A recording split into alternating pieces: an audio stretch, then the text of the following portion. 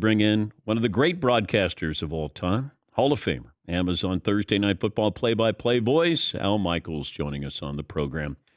Al, thanks for joining us. When I say the name Vin Scully, what comes to mind? One of a kind. Nobody like him. Can't imagine there will be anybody like him in the future. It's a different template now. Vinny, in those 67 years, did most of the games by himself. He had a partner, Jerry Doggett, for a number of years, but Vinny would do 7 innings by himself, and then Jerry would do 2. And then in the latter years, Vinny would do 6 innings on television, maybe 3 on radio, or 9 innings on TV. When you think about it, how many people have a job, any job, or work for 67 consecutive years, or have the same job for 67 consecutive years, and bring it every day? Not only did I move to Los Angeles when the Dodgers moved here, but I was in Brooklyn, and we lived within walking distance of Ebbets Field. And the first thing in my life I can ever remember is walking into Ebbets Field with my father when I was 6 or 7, and Vinny was maybe in his first or second year with the Dodgers, and just falling in love with the atmosphere, with baseball. My father said, that's where the guys who are announcing the game are in that broadcast booth up there. I looked up there, and that was the first thing I ever remember. And that made me want to get into broadcasting. So there's no question, Vinny was my very early idol. I tried to emulate him. When I got the Hawaii Islander job, my first professional job doing minor league baseball in '68, I'm flying over there, and the only thing I'm thinking on the plane, Dan, is just sound like Vinny. I'm very nervous. I'm starting my career, and I did sound like Vinny. I sounded like a Vinny clone for so many years, and then, of course, I was able to bring my own style to it. But there was always a lot of Vinny in me, and I knew him. And I can only tell you, Dan, that if there was a contest for best baseball announcer of all time, and it was a horse race, Vinny was Secretariat, winning the Belmont by 31 lanes. You remember the first time you met him? I do. I actually met him. He was on vacation in Hawaii when I was doing the Islanders. And it was the off season. I was living there full time, and I was doing the local sports on television. And I knew he was at that time, the Kahala Hilton. And I just called the room, and I was very nervous. And I said, "Hi, Mr. Scully. I'm Al Michaels, and I'm on television here.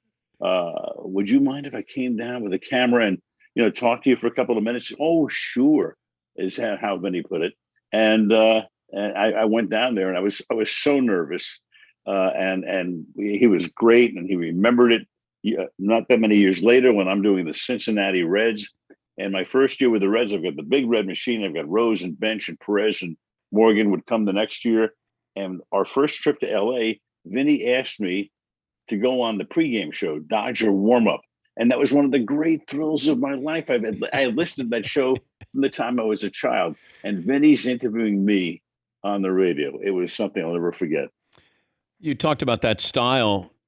That if you came up with that style now, that I can't imagine a TV or radio executive is going to go, "Well, yeah, come on in. You're gonna do the game by yourself. Okay, yeah, not going to happen." Yeah, and you might have to yell a little bit more to win the audition. Yeah, got to have a catchphrase or two, and or Ken, or be dude perfect and come on to Amazon and do the alternate telecast.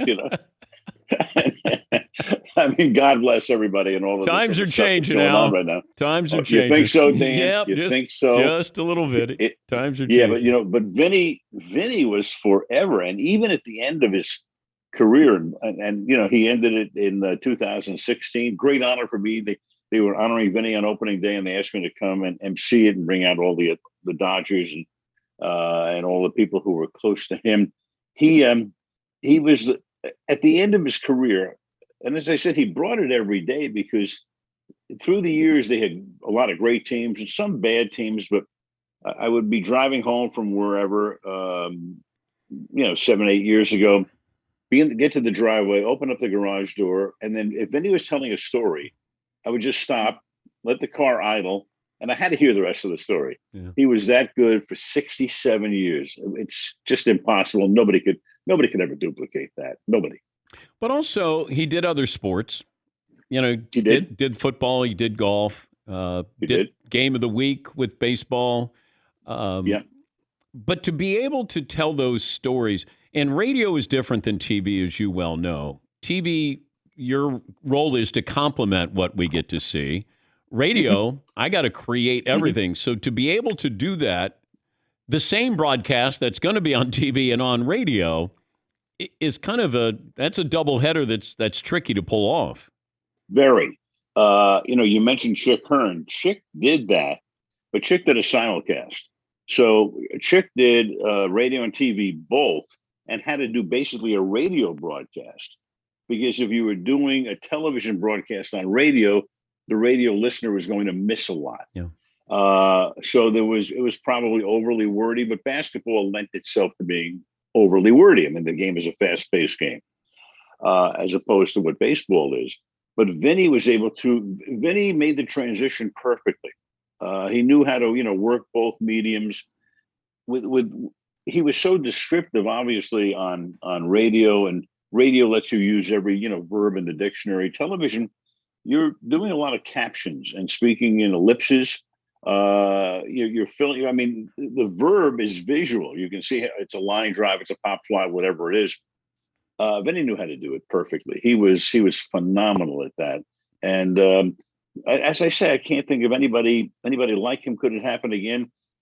Among other things, now teams have 8, 9, 10 announcers. Guys have 38 days off and all of that.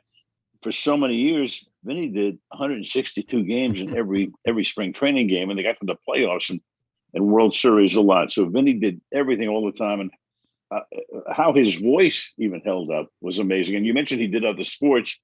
I'll never forget, he told me once, he said he was always hesitant to do that. He said, because if you're on too much, people won't miss you. But if you just do the right amount, they can't wait for you to get back. I understood that. And during the years when some of us in the business would be doing so many things, it's like at a certain point, people are going to go, him again, So Vinny was always very, very cognizant of that. I think I need to take a couple of months off then, Al, because I've been doing it every single day for a long, long time. Thursday night football with Kirk Herbstreit. Right. What is the one thing that you want answered this upcoming season? What would be the question you would have going into the season? Well, we just had a 3-day seminar, and they really brought together a pretty amazing group of people. And Kirk and I, we haven't worked together, but we're going to do a practice game here in Los Angeles before we do a regular preseason game in Houston at the end of August, and then the Chargers in Kansas City. It's going to work. I mean, Kirk is hugely prepared. Fred Godelli is our producer, who I've worked with for 21 years. Pierre Musa has a lot of experience, the director. We bring in Kaylee Hartung, who's done sports in the past, and she's going to do the sideline. Our support people are really, really good. And I think that, you can't reinvent the wheel. The game is the game. The game is the most important thing. And the other day, when I had to get up and talk a little bit at the seminar, I said, hey, look, the game is the star. And we're all here, and we've got it's a pretty eclectic and very interesting pregame cast we have with Aqib Talib and Richard Sherman and Andrew Whitworth, Tony Gonzalez, Carissa Thompson. They were up there the other day, and they put on a little bit of a show that was fantastic, I got to tell you. So I'm going to be very interested to see how that works out. You got the alternate feeds with Dude Perfect, and God knows what else we're going to have coming along. But, Dan, when it comes down to it, the huge majority of the audience, the vast majority, they want to watch the game. Yeah. So am I going to be different? Doubtful. Can I be better? You can tweak it. Fred Godelli and I, every year we do a press tour, and the press would always say, what are you going to do that's different? And I would say, no, the question is, what are you going to do that's better? How do you enhance it? How do you make it better? It's as simple as that. But you don't do that by changing the whole template. You can't at this point. Well, the game is what changes. You don't change. The game changes because it's a different game every single week. Can you embrace gambling more on the broadcast now than maybe in previous years on NBC? Yes, but you don't want to overdo that either, because as much as I've been the rascal through the years and thrown in little asides as to the over under and all of the rest, and I've loved doing that. So I mean, I was coming in the back door, the side door. I can come in the front door right now. Yeah, you can. But yeah, welcome. Yeah. But if you start doing that, look, a lot of people bet on the game, do certain things, maybe bet whether it's run pass, whatever.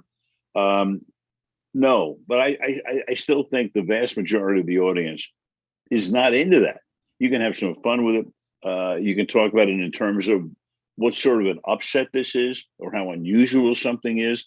But to make that a big part of the game, no, I'm not going to go there. When's the first time you refer to Kirk as Chris? And how about the first time that he refers to me as Chris? We got dueling Chris's here. Don't forget. Chris Fowler, yeah. Yeah, we each work with a Chris. Mine doesn't have an H. Mine is C-R-I-S. His is C-H-R-I-S. When's the first time? That's a good question. But I will tell you this. I did 20 years of Monday Night Football. I did 16 years of Sunday. And I got to tell you, the first few years on Sunday, I cannot believe I didn't say Monday Night Football. I can't believe it. It was always there in my brain. And even in conversations with people through the years, I would refer to my show as Sunday Night Football. It never happened on the air for some crazy reason. So I would say the over-under is, it may happen now. I mean, I'm at a different point in life and everything. I give it 6 games. 6 games. Great to talk to you. I hope the golf game is good, Al. It stinks. So what can I tell you, Dan? You got a swing thought for me? Give me a swing thought. I've got like 900 in my iPhone. How about when you swing? Yeah. When you take it back? Yes. Johnny Miller. Oh, for crying out loud. So, you can do anybody with 2 syllables, right? Yeah. Shaquille O'Neal. Yes. Will that work too? Yes. Daniel. Tempo. Patrick. Tempo. You know what? That's Johnny philosophical. Miller. No. That's philosophical. I need, like the right elbow at a 28 No. angle. No, you don't need that. I understand. No. No, Dan, there's Tempo. only one thing that's going to make my golf game better: a lobotomy. Because your brain gets in the way. You know what screws up. How your about golf this? game. How about this? Thinking. Chris Fuamatu Ma'afala. That would be Barkley's. That's right. He's gotten so much better. I know. I mean, look at him. I know. I can't go back to Tahoe. Last year, I finished behind him. Seriously. Oh, yeah. Man. Yeah, I wasn't last, but he's. I mean, even this year, he had 8, 9, 10 guys behind him. Yeah. At Tahoe. Who's the worst golfer? Who's the worst celebrity golfer out there? The worst celebrity? Well, you may be looking at him. I don't know that the celebrity necessarily falls into that. But we've got a lot of actors. We have some good golfers. The tennis players are fantastic, of course. And the hockey guys. Hockey guys are. The hockey guys are terrific. Yeah, we want to know who's the bad golfer. Like, throw out one. Who's bad? Yeah, who's bad? Who finished behind you? Oh, in Tahoe? Yeah. Well, CC Sabathia did, but he withdrew the last day. Okay. There were a couple of other reprobates. Thank God for CC. But I was, I'll tell you what, the most nerve-wracking thing in that tournament is when you're behind Barkley and you can't catch up. Oh God, humiliation times 10. Good to talk to you as always, and we'll check in with you here during the season. Okay, thank you, buddy. You bet. That's Al Michaels, Hall of Fame broadcaster. Amazon Thursday night play-by-play with Kirk Herbstreit.